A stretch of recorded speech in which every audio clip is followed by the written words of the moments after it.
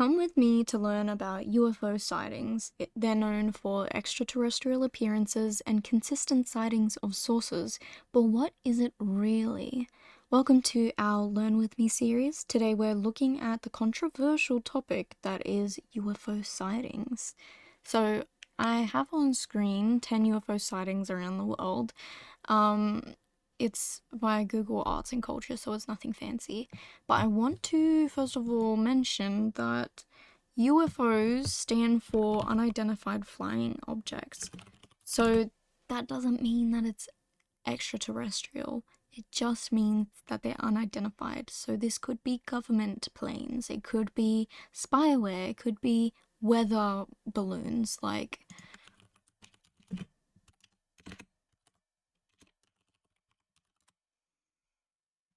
these, and they did have them in the 1950s, so it's very plausible as well, like 1950.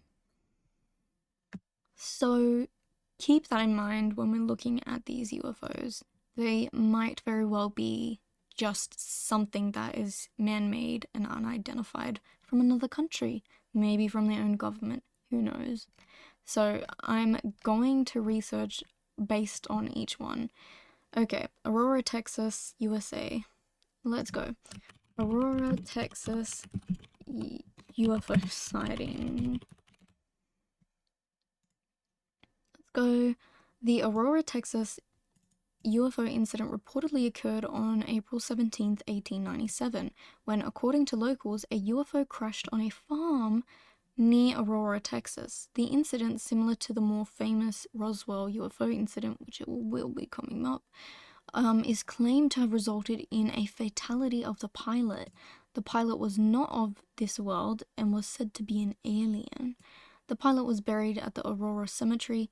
A stone was placed as a marker for the grave, but has since been removed. Yeah, I think there's already the question of, if they had the body, can they not specify whether it was human or not? Because it's not of this world. And yeah, this is already weird. Let's see if there are any photos of it as well. Hold up. Oh, was this the stone that was put there for it? No, I don't think so. Oh my gosh. Aurora Cemetery, the oldest graves dating here as early as okay, I'm seeing something else. Discovery of evidence of 1897 UFO crash baffles scientists. Did it really? Okay, let's look. The incident, as reported on April 19th, 1897, an article in the Dallas Morning News written by S.E. Hayden described the UFO crash. The UFO is said to have hit a windmill on the property of a Judge J.S.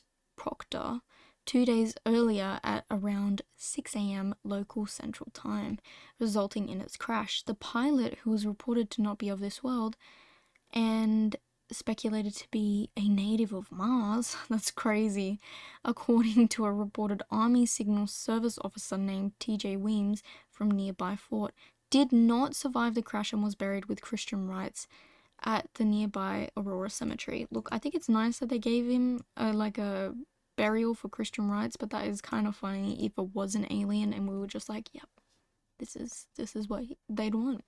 The cemetery contains a Texas Historical Commission marker mentioning the incident. Reportedly, wreckage from the crash site was dumped into a nearby well located under the damaged windmill, while some ended up with the alien in the grave. Adding to the mystery was the story of Mr. Brawley Oates, who purchased Judge Proctor's property around 1935. Oates cleaned out the debris from the well in order to use it as a water source, but later developed an extremely severe case of arthritis, which he claimed to be the result of contaminated water from the wreckage dumped into the well. Yeah. But oh, that's not how you spell it. Thank you. Following tetanus vaccination. Can a tetanus shot cause? No, tetanus affect the joints. Unusual complications after tetanus infection can occur in the form of joint. What the hell? Ankylosis? which can be presented after prolonged immobilization possibly due to improper management of reactive arthritis. Okay, well, who knows? As well as a result, Oates sealed up the well with a concrete slab and placed an outbuilding atop the slab. According to writing on the slab, this was done in 1945. Okay, the hoax theory is primarily based on 1980 Time magazine interview with Etta Pegg, okay, an 86-year-old Aurora resident who claimed that Hayden had fabricated the entire story, stating that Hayden wrote it as a joke to bring interest to Aurora. The railroad bypassed us and the town was dying. Yeah. Further claimed that Judge Proctor never operated a windmill on his property, a statement that later refuted as part of the UFO Hunters episode, which found the base of a wooden water pump tower constructed around the well. Okay. Paranormal researcher Jerry Drake on the 12th of April 2020 episode of the Monster Talk live podcast challenged that finding, noting that the well was clearly a bucket well of modern construction, estimated to be built sometimes after 1940 and not a well designed for use with a windmill. Okay, there you go. Ooh. Can I not? Oh, shit. Okay, hold up. The monument reflects the account of Swedish entrepreneur Gösta Karlsson, who attributed his success in life to encountering a UFO in 1946. Let's have a look. Okay. It includes a concrete scale model of a flying saucer, the purportedly life-size landing impressions on the ground, and copper plaques mounted on pillars. The monument reflects the account of Swedish entrepreneur Gösta Karlsson, so sorry if I pronounced that wrong, who attributed his success in life to encountering a UFO in 1946. That's the thing, I feel like you would get quite rich from a claim like that. Now you wouldn't, not really, unless you were going down the influencer branch. The memorial, erected in 1972, is maintained by the local government. Investigations into the account have not corroborated the UFO narrative. Despite a lack of evidence, it has become a tourist destination and national heritage site.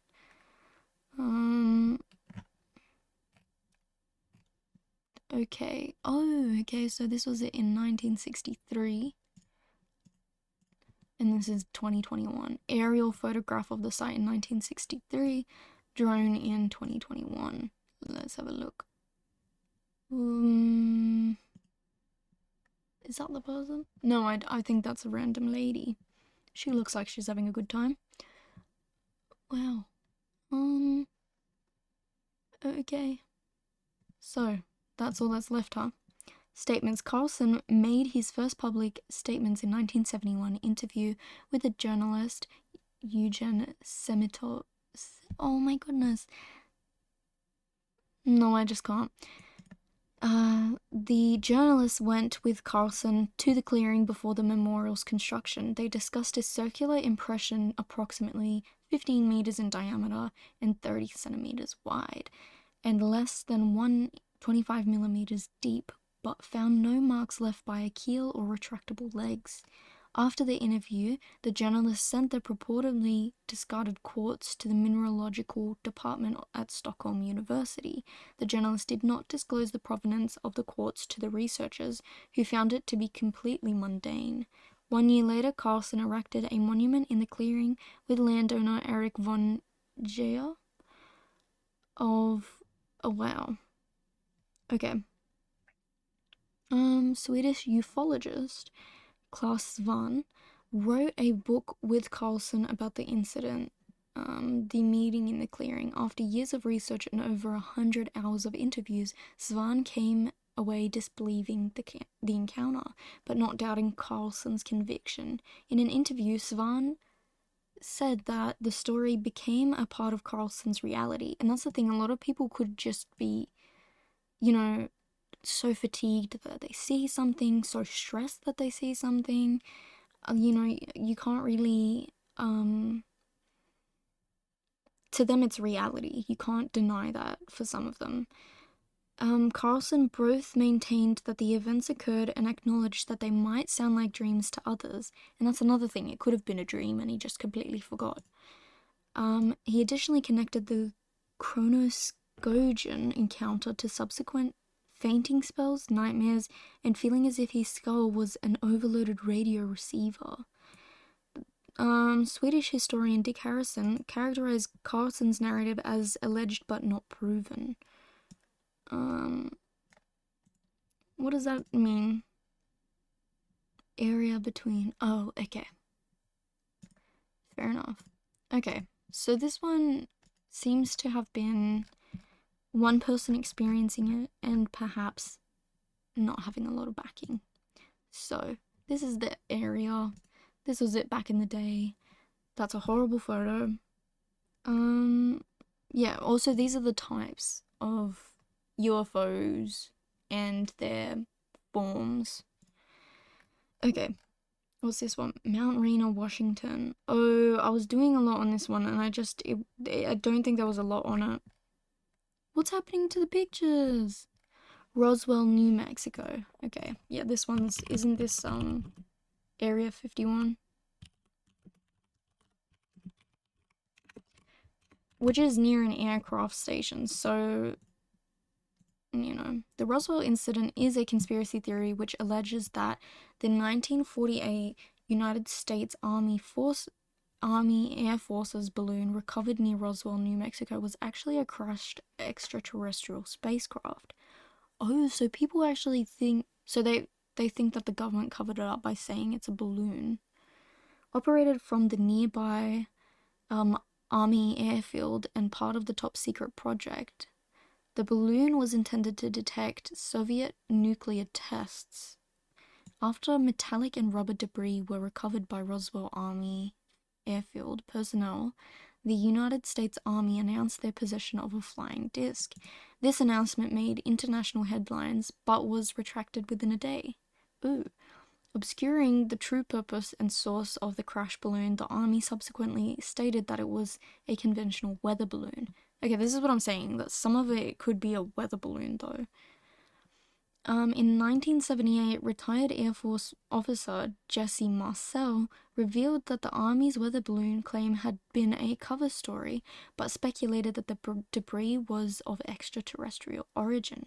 Popularized by the 1980 book The Roswell Incident, this speculation became the basis for a long-lasting and increasingly complex and contradictory UFO conspiracy theory, which over time expanded the incident to include governments concealing evidence of extraterrestrial beings, grey aliens, multiple crashed flying saucers, alien corpses and autopsies, and the reverse engineering of extraterrestrial technology, none of which have any factual basis. Yeah, so I did another thing on Area 51, and there was this man. Is it Bob Lazar? Come on. Yes, this man supposedly... So he's a conspiracy theorist. He's backing a lot of Area 51 work. But here's the thing. He has no evidence of alien life or technology, and his claimed education and employment history is replete with fabrication. And these are claims, by the way. We don't know that this actually happened. They weren't sure if he actually went to MIT because there was no evidence of it whatsoever. Yeah, and same with like some of these other things. Like Lazar claims to be a physicist and to have worked in this capacity during his tenure at Los Alamos Meson Physics Facility. And some media outlets have since been dubbed him a physicist. Asked about the article in 2021, however, the man who was talking to him about a project regarding physics, he admitted that he took Lazard's claim at face value and did not fact-check his credentials as a physicist. So these people are making these claims, but there's not that much backing to it.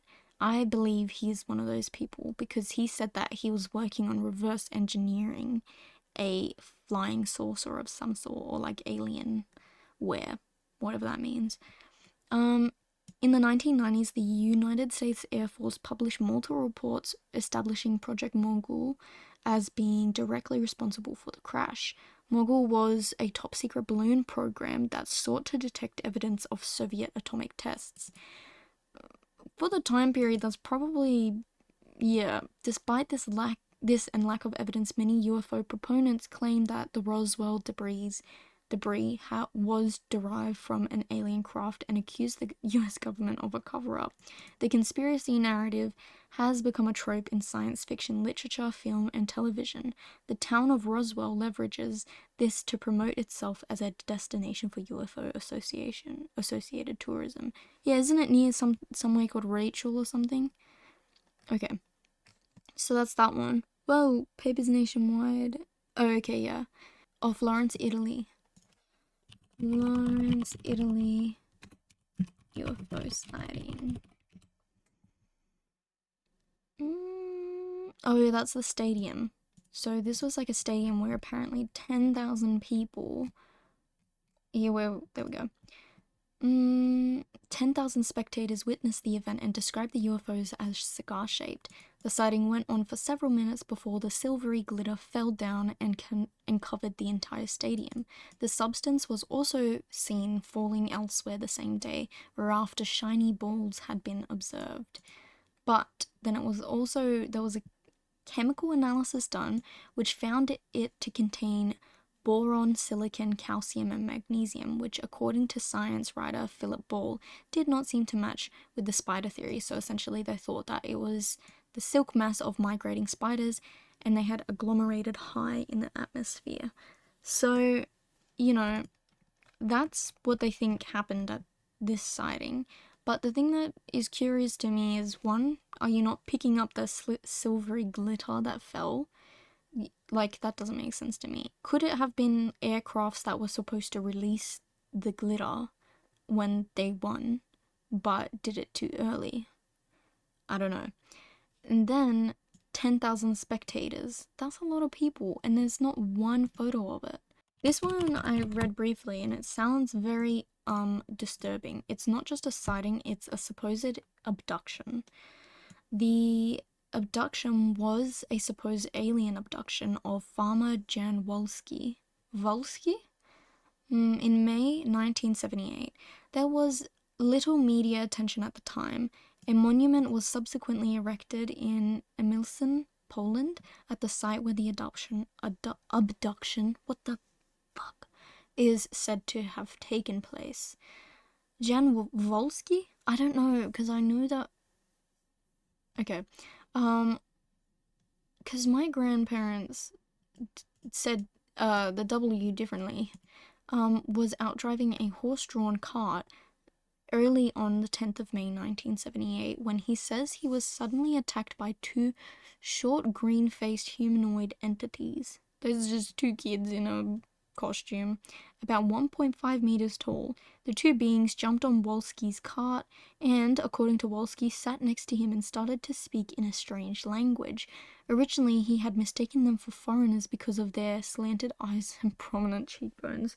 Why did I think that wasn't going to be kind of racist? I thought, okay, maybe there's going to be something else to it. As soon as he said mistaken them for foreigners because of their slanted eyes, I knew that was it. Wolski drove his cart with the two beings aboard to a clearing where he says a large object was hovering. Did he do that against his will, or did he just, why did you keep doing that? According to Wolski, a purely white unidentified flying object about 4.5 meters and 5 meters, to 5 meters in height, and as long as a bus, hovered in the air at an altitude of about 4.5, almost 5 meters basically. There are no notable external features of the craft, like lights, joints, etc. Wolski mentioned that there were 4 objects on the craft made of a black material that appeared to be drill-like in appearance, which generated a humming sound. An elevator-like platform attached to the hovering craft descended to the ground. Wolski then claims that he was taken aboard the ship with 2 additional entities he met near the flying object. With the 2 entities, okay. He was then gestured to undress. What? There are about 8 or 10 benches situated around the craft, each the size for one person to sit in. There were some rooks in front of the door which were moving their legs and wings but seemed to be immobilized.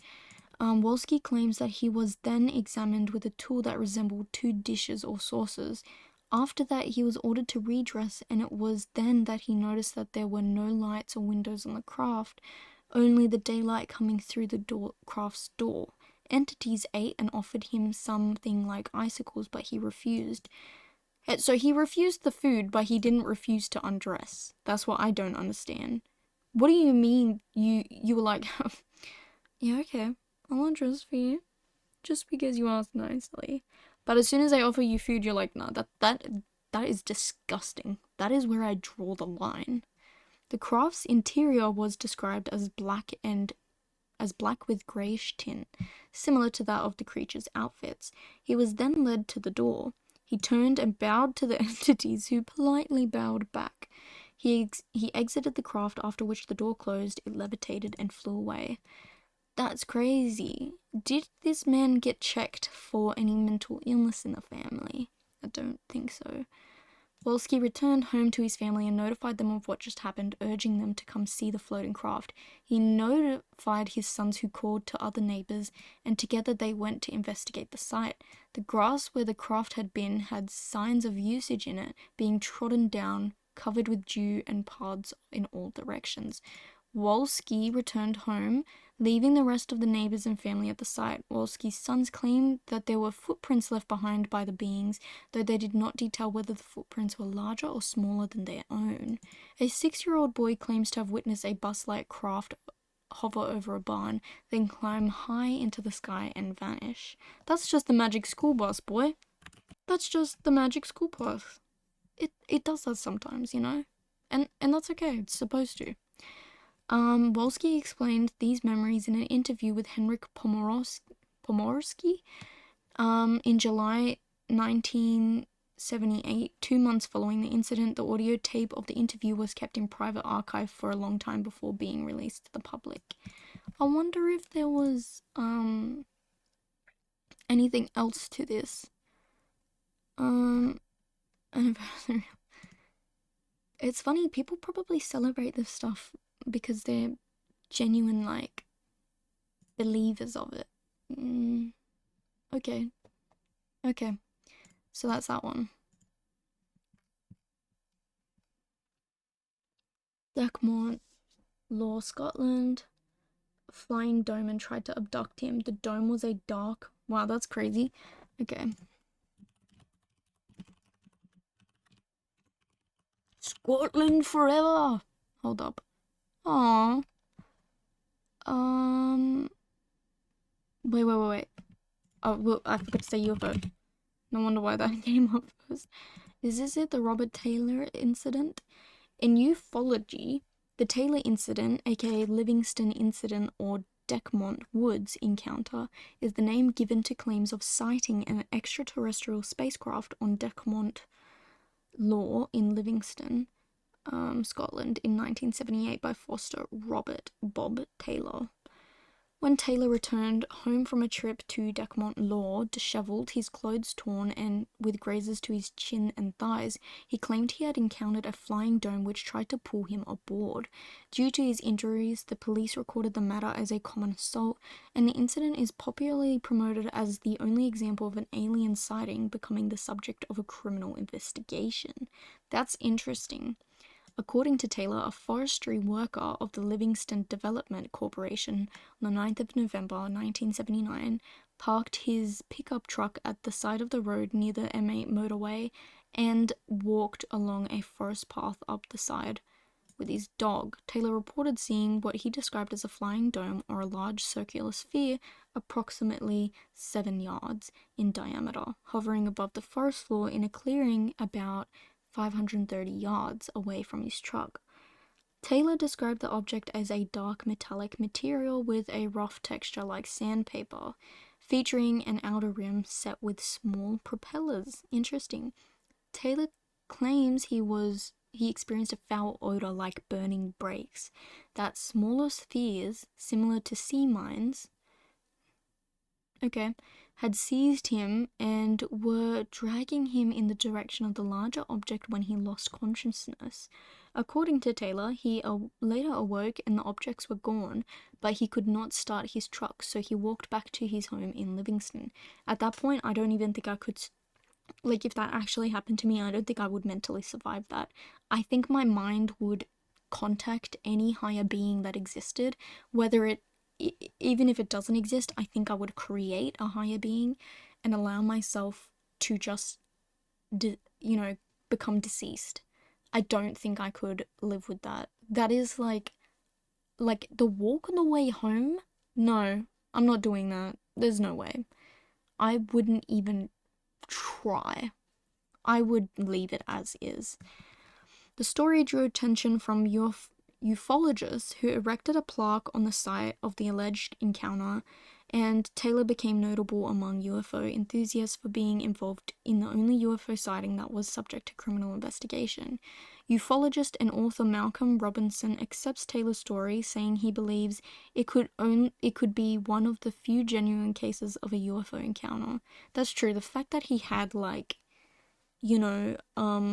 a bunch of physical experiences from it, like wounds and bad, like ripped up clothing, that could possibly be suggesting it's proof. I don't know.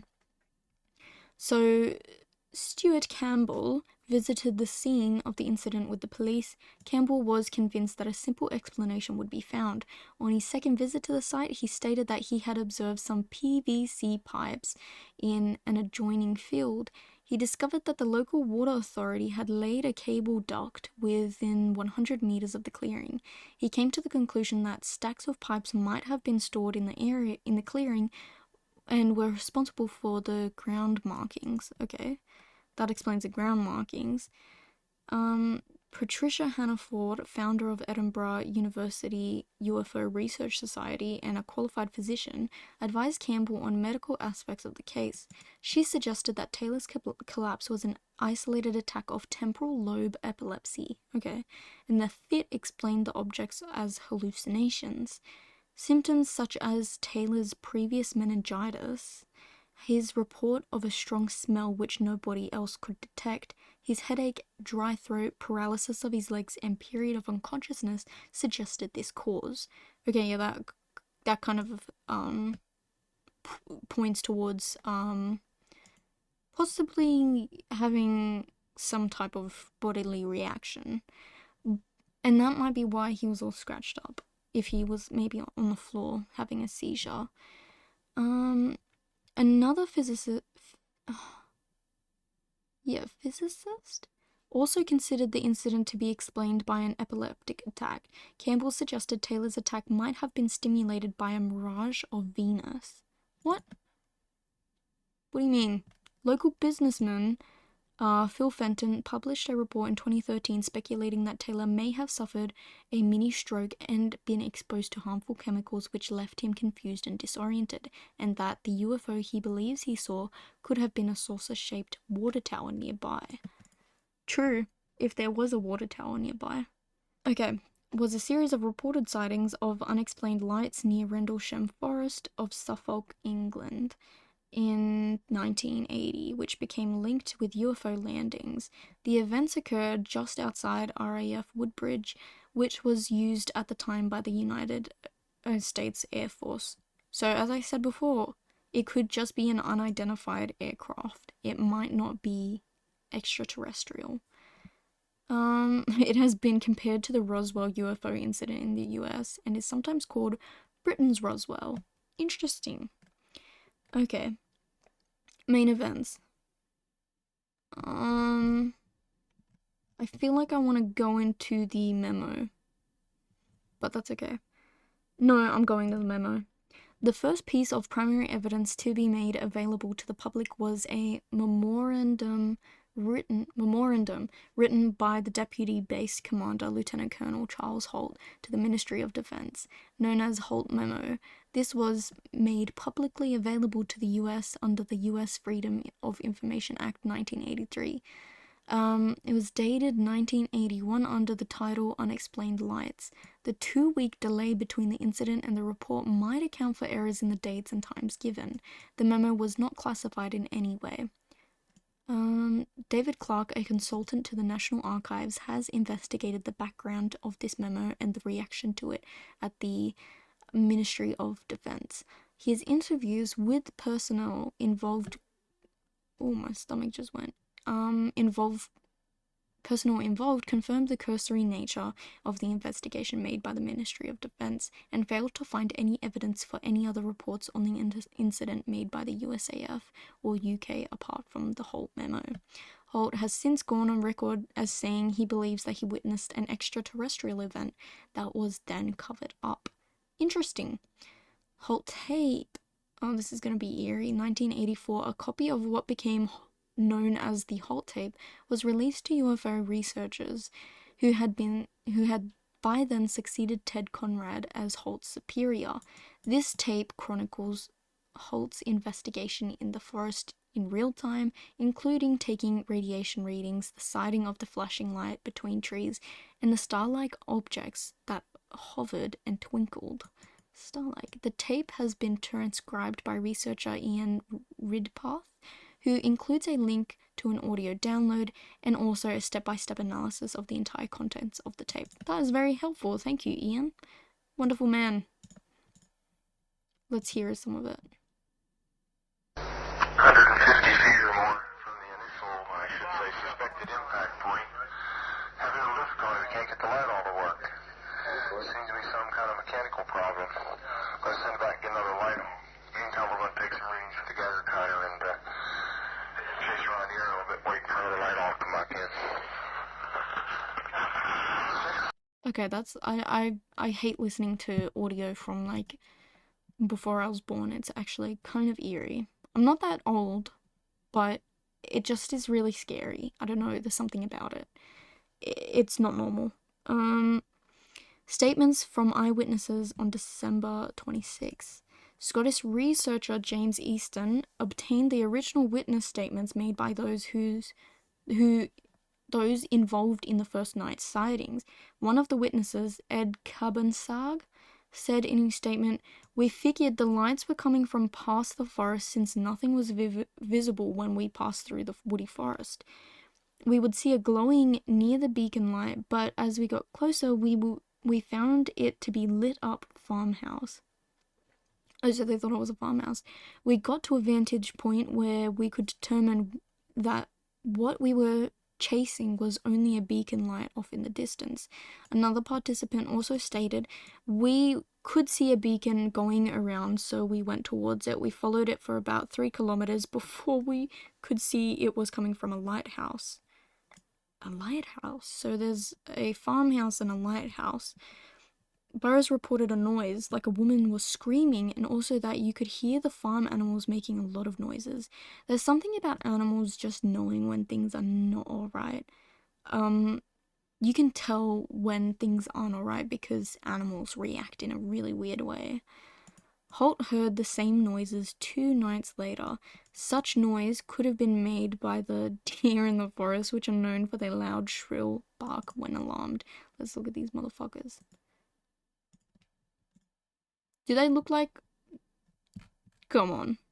Oh yeah, are these the ones that look like really odd and have some like mutation of the nose here?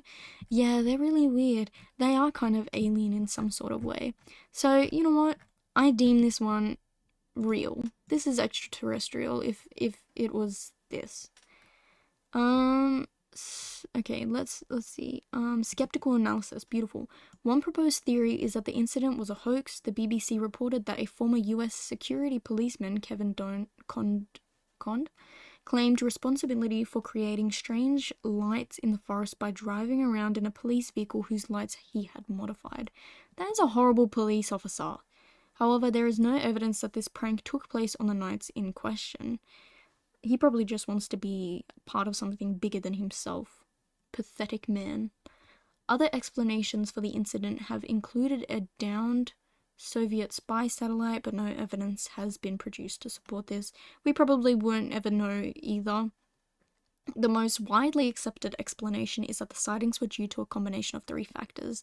The initial sighting at 3 o'clock December, 26th of December, when the airman saw something apparently descending into the forest, coincided with the appearance of a bright fireball over southern England, and such fireballs are a common source of UFO reports. The supposed land markings were identified by police and foresters as rabbit diggings.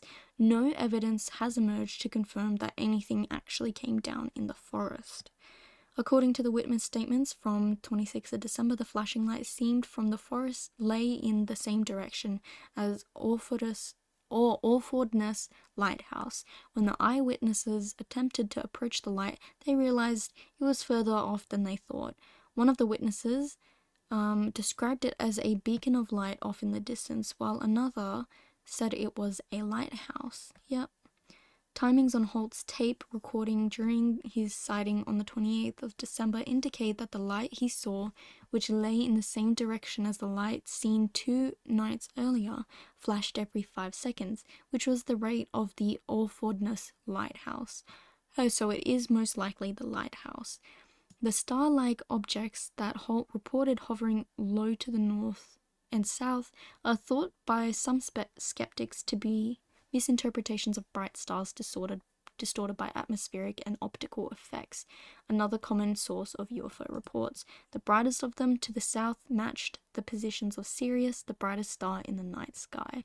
And things would have been a lot brighter back then, which we need to remember. So they said the trail was, oh, what? There was like an actual trail. Used lottery proceeds to create a trail in Rendlesham Forest because of public interest and nicknamed it the UFO Trail. What the hell? Are you serious?